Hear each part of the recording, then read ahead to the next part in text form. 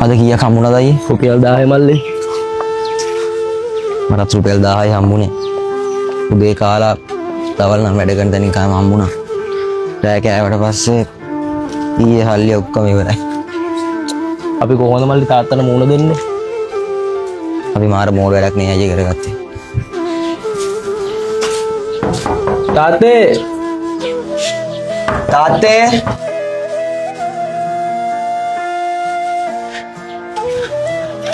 අනේ මගේ පුතාලා දෙන්න. උඹලා දෙන්නට මම මතක් වුණාද පුතේ? අපිට සමා වෙන්න තාත්තේ. සමා වෙන්න තාත්තේ. අපි දවස් දෙකක් රස්සාව කරනකොට තමයි අපිට තේරුනේ තාත්තා අවුරුදු ගාණක් අපිව හදන්න කොච්චර මහන්සි වුණාද කියලා. ඇත්තම සමා වෙන්න තාත්තේ.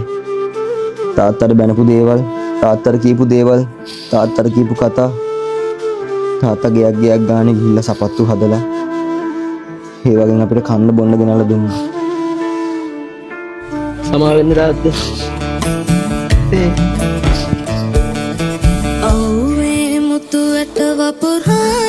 අපි ආයි කවදාවත් තාත්තගේ ඉතින් දන්නේ නැහැ තාත්තේ. අපිට සමා වෙන්න.